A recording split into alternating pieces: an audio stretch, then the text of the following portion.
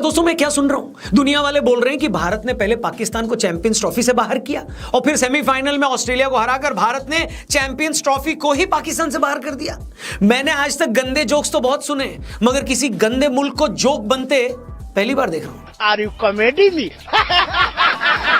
मतलब Pakistan champions trophy का host है और होस्ट नेशन में ही उस टूर्नामेंट का फाइनल नहीं हो रहा है। मतलब ऐसा समझो कि 5,000 देकर शादी पर पहनने के लिए आप किराए पर शेरवानी लेकर आए और फेरों से थोड़े टाइम पहले ही दुल्हन स्टार्टर सर्व करने वाले वेटर के साथ भाग जाए और भागने के बाद वो फोन करके आपको तसल्ली भी दे कि जानू मैं स्टार्टर वाले के साथ भाग तो गई हूं तो क्या हुआ, मगर प्यार में आज भी तुम ही से करती। क्या करूं मैं इसका, क्या करूं?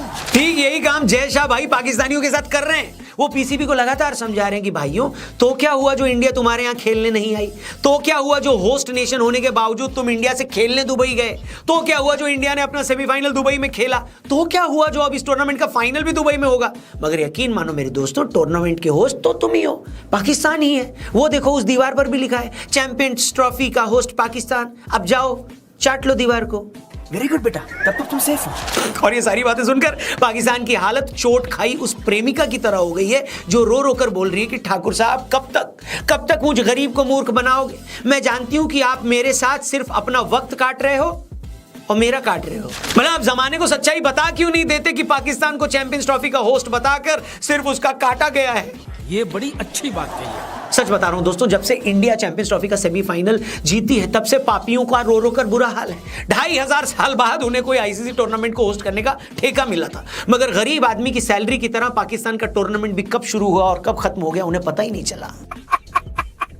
और जिस तरह बीसीसीआई और इंडिया वालों ने उन्हें तड़पा तड़पा कर मारा है, वो पेन वो दर्द जाने में और 2,500 साल लग जाएंगे। इसके अलावा ऐसे दसियों कारण हैं जो ये बताते हैं कि पाकिस्तान ने चैंपियंस ट्रॉफी होस्ट करके अपनी खुद की बेइज्जती कराई है और आज वो किसी को अपना मुंह और दांत दिखाने के लायक नहीं रह गया।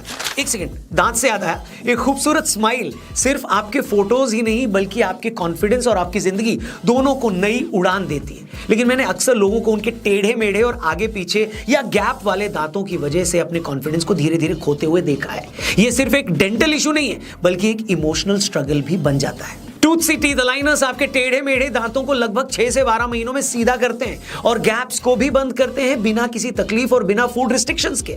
और ये अलाइनर्स बिल्कुल ट्रांसपेरेंट हैं तो किसी को पता भी नहीं चलेगा कि आपने वो पहना भी हुआ है। प्लस ये रिमूवेबल भी है, मतलब नो फूड रिस्ट्रिक्शंस। अब वही रिजल्ट बिना ब्रेसेस के टेंशन के। इन्हें बनवाने का प्रोसेस भी बहुत ही सिंपल है, मैंने खुद इसको यूज किया है। टूथसी का खुद का ऐप है जिससे आप घर बैठे बैठे टीथ स्कैन बुक कर सकते हो या फिर आप इनके एक्सपीरियंस सेंटर भी जा सकते हो। टूथसी की खुद की मैन्युफैक्चरिंग लैब है, 100+ डेंटिस्ट एंड ऑर्थोडेंटिस्ट की टीम भी है और इन सब टेक्नोलॉजी की वजह से आप रेगुलर अलाइनर ब्रांड्स के मुकाबले अप टू 60% यहां सेव भी कर सकते हैं। और टूथसी ने 3 लाख से ज्यादा स्माइल्स डिजाइन किए हैं, सो रिजल्ट्स की गारंटी तो है ही दोस्तों। तो नीचे डिस्क्रिप्शन में जो लिंक दिया है उस पर क्लिक करो और टूथसी ऐप डाउनलोड करके एक फ्री 3D टीथ स्कैन को तुरंत बुक कराओ, बढ़िया से स्माइल पाओ, वीडियो में आगे आओ। तो बॉस, हम लोग बात कर रहे थे कि कैसे पाकिस्तान ने चैंपियंस ट्रॉफी कराकर अपनी खुद की ही बेइज्जती कराई है। पहली बात तो ये है कि जो पाकिस्तान की टीम पिछले 4,2500 सालों से कोई ढंग का टूर्नामेंट नहीं जीती, जो फटीचर पाकिस्तान की टीम न घर में जीत पाती है न बाहर, ऐसे देश में चैंपियंस ट्रॉफी नहीं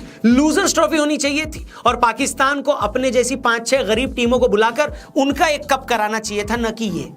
गजब बेइज्जती है। पाकिस्तान को अपनी तरफ से पैसे देकर रवांडा जैसे देशों को पाकिस्तान बुला लेना चाहिए था। फिर भले ही रवांडा वालों को एंड तक ये ना पता चलता कि पाकिस्तानियों ने हमें बुलाया क्यों। वो तो रवांडा की टीम जब वापस जाती तब उन्हें अखबार देखकर पता चलता कि अरे हमें पाकिस्तान में जो खिलाया जा रहा था वो क्रिकेट मैच था। हमें तो ये बोला गया था कि हम एक फिल्म की शूटिंग कर रहे हैं। ले लो। हंसो मत दोस्तों, पाकिस्तान की आज जो हालत है, अगर वो सच में कोई कप जीतना चाहती है तो उसे इसी तरह अपने देश में एक लूजर्स कप कराना चाहिए था। ये चैंपियंस ट्रॉफी होस्ट कराकर ऑस्ट्रेलिया, न्यूजीलैंड और भारत जैसी टीमों को बुलाकर इनके हाथों बेइज्जती कराना, ये सब अमीरों के चोचले हैं भाई। पाकिस्तान जैसा पंचर छाप देश इसके चक्कर में कैसे पड़ गया मेरे को समझ नहीं आ रहा है। पड़ा तो पड़ा, बीसीसीआई वालों ने भी जैसे ठान ही ली थी कि बेटा हम न तुम्हें जीने देंगे और न तुम्हें मरने देंगे। पहले तो बीसीसीआई ने पाकिस्तान को एंड तक, आखिर के 2 महीनों तक ये पता ही नहीं लगने दिया कि हम टूर्नामेंट खेलने पाकिस्तान आ रहे हैं या नहीं आ रहे। फिर बिल्कुल लास्ट टाइम पे, लास्ट मोमेंट पे ये बताया कि नहीं हम नहीं आ सकते क्योंकि हमारे घर पर छोटी बहन की शादी है। ये सुनते ही पाकिस्तान जमीन पर पांव पटकते पटकते रोने लगा। उसने कहा अंकिल ऐसे कैसे, जब आपके यहाँ वर्ल्ड कप था तब हम भी तो आए थे। बीसीसीआई ने कहा औकात में रहो, हमसे मुकाबला मत करो। अगर चंदू हलवाई मुकेश अंबानी के घर चाय पीने आ रहा है तो ये चंदू हलवाई की खुशकिस्मती है कि इतने बड़े आदमी ने उसे अपने घर में घुसने दिया। इसका मतलब ये नहीं कि चंदू नंदू हलवाई मुकेश अंबानी से बोलने लगे कि अंबानी साहब मैं आपके घर आया, अब आपको भी मेरे घर पे आना होगा। कम ऑन, मस्त जोक मारा रे। मगर पीसीबी को यह बात एक बार में समझ में आई नहीं। उस पर अपने मुल्क के अंदर इस बात का प्रेशर था कि सेल्फ रिस्पेक्ट दिखाओ, लेकिन पीसीबी के सामने बड़ा चैलेंज यह था कि जब कोई सेल्फ रिस्पेक्ट थी नहीं तो दिखाते क्या। आखिरकार 2-4 दिन की बनावटी गुस्से के बाद उन्हें झक मारकर बीसीसीआई की मांग मांगनी पड़ी। इस बीच इंडियन टीम को पाकिस्तान बुलाने के चक्कर में पीसीबी वाले इतने बिजी थे कि उन्हें लास्ट टाइम पे याद आया कि अरे अभी तो स्टेडियम बना ही नहीं है। मतलब लड़की की शादी के 3 दिन पहले उसके नशेड़ी बाप को अचानक याद आया कि अरे मैरिज हॉल तो बुक ही नहीं किया है। तो फिर क्या था, यह बात पता लगती ही पाकिस्तान की श्रीलंका लगनी शुरू हो गई। बची खुची कसर इंडियन मीडिया ने, हम लोग ने पूरी कर दी। लोग ताने मार रहे थे कि जिन्हें बिल्डिंग उड़ाने की आदत हो वो बेचारे कोई बिल्डिंग बनाएंगे कैसे वे। भारतीयों ने उनको सलाह भी दी कि अगर मजदूर कम पड़ रहे हैं तो शहबाज शरीफ से ही स्टेडियम की दीवारों पर पलस्तर करवा लो। वैसे भी वो पाकिस्तान को बनाने में कोई और योगदान तो दे नहीं रहे, कम से कम पाकिस्तान की दीवारों की चिनाई उनसे करवा लो। भारतीयों से ये ताने सुनकर पाकिस्तानी बोल रहे थे कि भाई तुम लोग क्यों इतना परेशान हो रहे हो, तुम्हारी टीम तो हमारे यहाँ आ भी नहीं रही। हमने कहा हमें पता है, लेकिन दुनिया में मौज लेने नाम की भी तो कोई चिड़िया होती है ना, हम तुम्हारे मजे ही ले रहे हैं। तब तक लेते रहेंगे जब तक स्टेडियम में आखिरी सीट नहीं लग जाती। अब जाओ यहां से और फ्लड लाइट में जाके बल्ब लगाओ। भारत की तरफ से बनाए इस प्रेशर का असर यह हुआ कि पाकिस्तान के यूट्यूबर्स ने आखिरी टाइम पर खुद रेते और सीमेंट का घोल बनाकर स्टेडियम में काम पूरा किया है। स्टेडियम पूरा होते ही पाकिस्तानी बड़े खुश हो गए कि वाह वाह वाह, अब पाकिस्तान में चैंपियंस ट्रॉफी होगी, सारी दुनिया पाकिस्तान आएगी। मगर स्टेडियम बनने की इस खुशी के चक्कर में वो ये भूल गए कि स्टेडियम में खेलना तो पाकिस्तान की टीम को ही है। ऐसा थोड़े है कि आईसीसी कहेगी वाह तुमने अच्छा स्टेडियम बनाया, इसी खुशी में हम तुम्हें डायरेक्ट टूर्नामेंट के फाइनल में जगह दे देते हैं। ऐसा कोई रूल तो है नहीं। और इसके बाद जो हुआ है उसने जलालत की दुनिया में नया रिकॉर्ड कायम किया है दोस्तों। 19 फरवरी को पाकिस्तान ने न्यूजीलैंड के खिलाफ अपना पहला मैच खेला, 60 रन से हार गई। फिर 23 फरवरी को उसका इंडिया के साथ मैच हुआ, 6 विकेट से हार गई। मतलब जिस टूर्नामेंट का पूरा पाकिस्तान 4000 सालों से इंतजार कर रहा था, उसी टूर्नामेंट से बाहर होने में उनको 4 दिन लगे। सिर्फ 2 मैच खेलकर वो पहली फुर्सत में टूर्नामेंट से निकल लिए। इससे जल्दी तो टूर्नामेंट से बाहर हुआ भी नहीं जा सकता था। दुबई में भारत के हाथों हारने के बाद वो दुनिया की पहली टीम बन गई पाकिस्तान, जिसके घर में टूर्नामेंट हो रहा था। मगर भारत से हारने के बाद वापस उन्हें अपने ही घर आना पड़ा।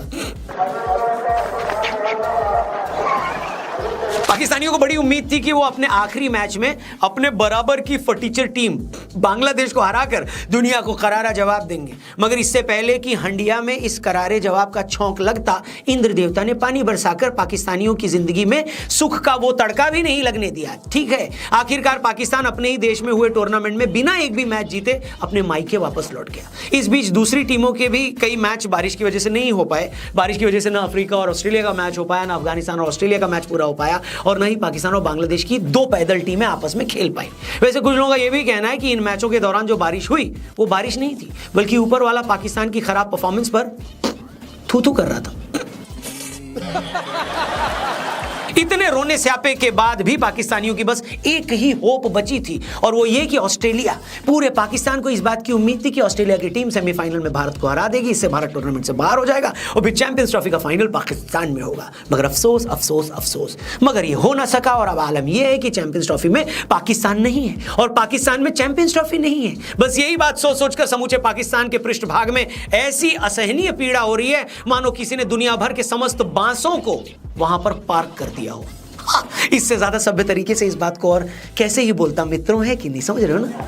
बात तो सही है। चैंपियंस ट्रॉफी का फाइनल दुबई में होने के साथ ही पाकिस्तान की पहले से डूबी लुटिया पूरी तरह लुट चुकी है। कुछ लोग चैंपियंस ट्रॉफी में हुई पाकिस्तान की इस बेइज्जती की तुलना 71 के युद्ध में हुई पाकिस्तान की जलालत से कर रहे हैं। तब युद्ध के मैदान में पाकिस्तान भारत के हाथों बुरी तरह जलील हुआ था, और इस बार क्रिकेट के मैदान में इतना बेइज्जत हुआ है कि क्या बताएं।